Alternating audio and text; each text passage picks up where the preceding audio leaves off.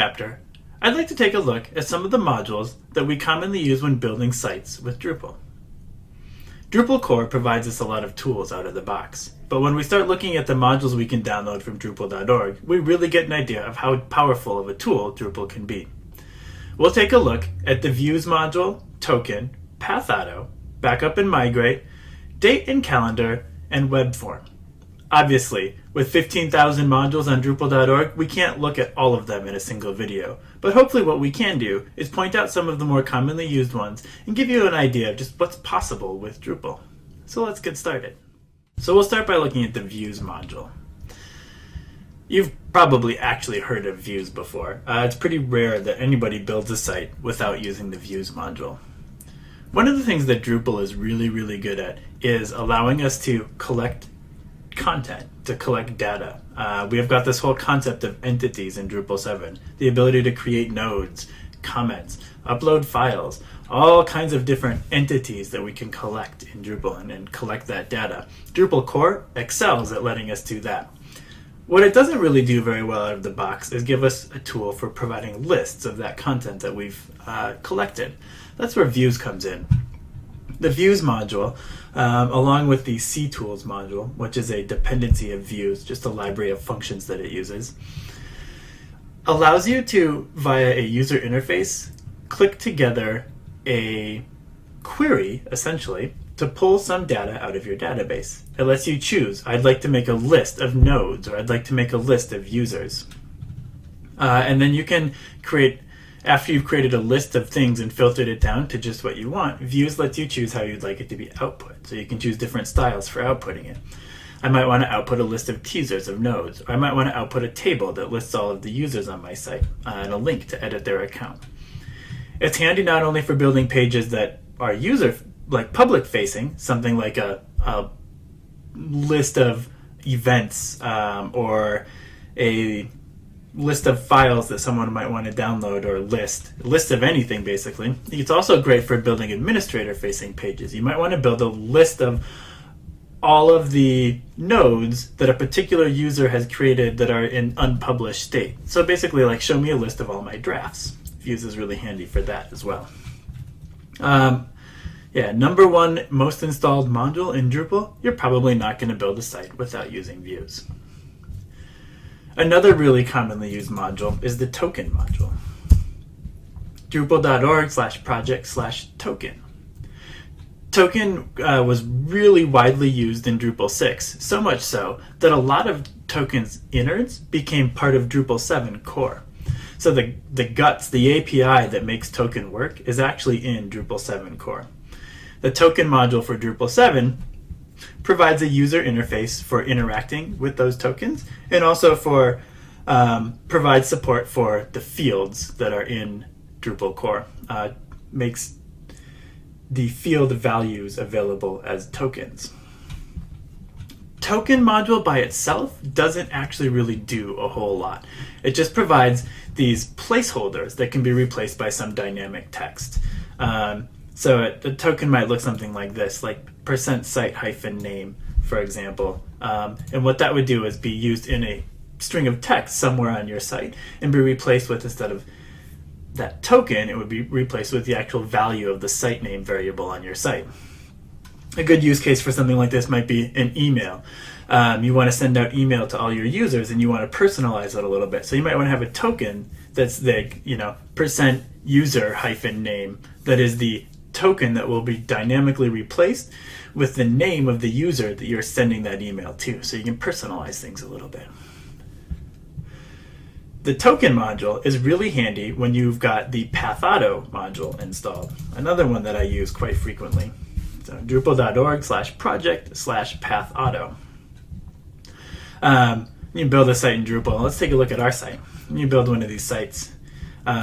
Anytime you create a new page or piece of content, you end up with these kind of ugly paths on your site. Node/68, node/67, 66, and so forth. Every piece of content is just at node/node ID, which is fine. It works well enough, but it would be nicer if we could have paths that were something like, mysite.com/ about, which you can. So there's the path module built into Drupal, which lets you rename paths and alias them to these internal node paths. But what would be even better is if we could do this automatically. That's what the Path Auto module does. So I've actually got Path Auto module installed, and I can go to Configuration.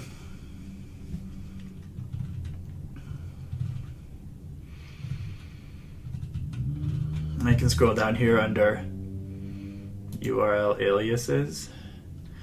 And then up here at the top, there's this Patterns tab. This is one of the things that the Path Auto module added for us. So I can click on Patterns. And what this does is allow me to configure patterns using token replacement that will be automatically used whenever somebody creates, say, a new article. So whenever somebody creates a new article on my site, I might want to have it show up at article / some token here. And then tokens, the token module, with that turned on and enabled, I get this replacement patterns option.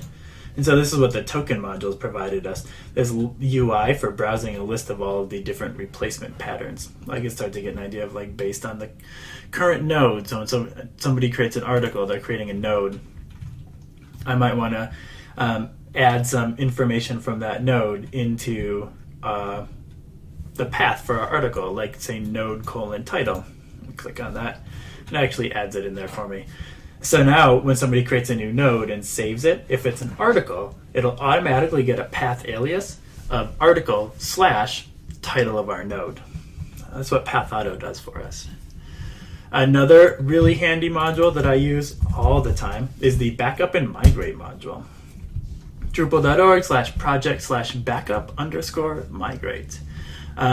This module is just a really simple, basically, mechanism to take a snapshot of your database.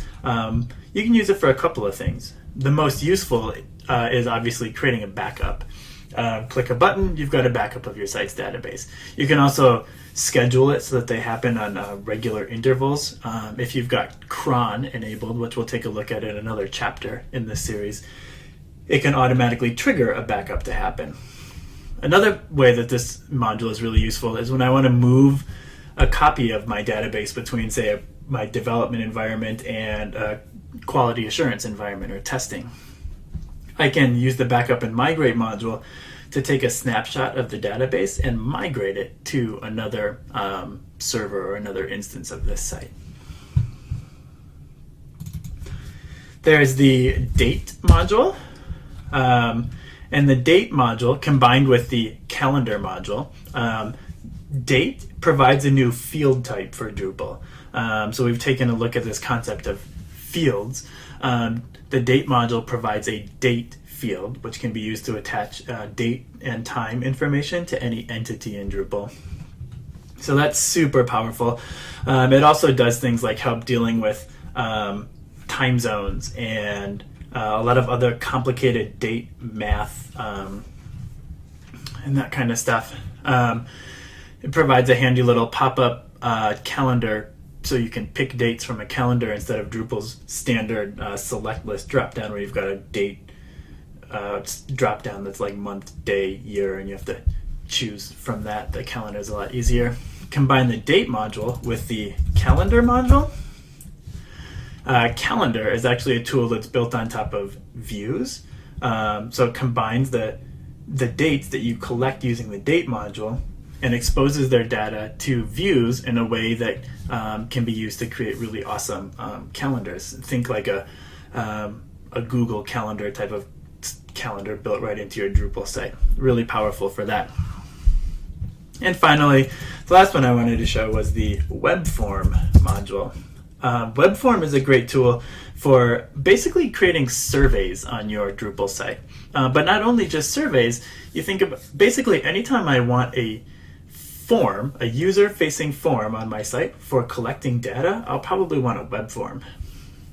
So these are different kinds of data collection than when I'm asking someone to write a new article or a new blog post for the site. This is more for like collecting a whole bunch of data, whereas say creating a new node is like collecting a more kind of specific piece of data. I'm probably not going to be collecting as many of them as rapidly, and then I want to be able to list them in lots of ways. Collecting data with a web form is more like sending out a survey to someone, putting a contact form on my website. Web form provides an administrator interface for users to create simple forms on your site with pretty much any type of field on it that you would like. It's not fields like the fields that you use on entities, but it has its own concept of components, web form calls them. But you can add a text field or a date field, select boxes, check boxes, and so on. Create your form. You can even do multi-page forms, which is really cool. At the end, it has a lot of powerful ways that you can deal with the collected data. Do you want to email it to someone? Would you like to view a table of the data? Would you like to install some other modules and view that as graphs and so forth? So web form is a great way for collecting user input. I like to think of it as kind of the survey tool for Drupal. So that's just a handful of the modules that are available in Drupal Contrib. Obviously, there are a whole lot of them to choose from. In an earlier chapter, we looked at how you can go about finding them. Just kind of hope this gives you an idea of some of the things that are possible using Drupal core. If we go back to the home page and point out down here, it says 15,114 modules available for Drupal. That's a whole lot of modules. These ones, views, token, path auto, web form, are some of them that I use on almost every site that I build. I don't always use them. Web form of all of those is the one that probably isn't sort of in my default. I install this on every site. The others, views and token and path auto, are pretty much just standard. I don't build a Drupal site without them. But hopefully that gives you an idea of just some of the things that are available in Drupal Contrib, and a really good place to start downloading some modules and poking around and seeing what you can do with add-ons to Drupal core.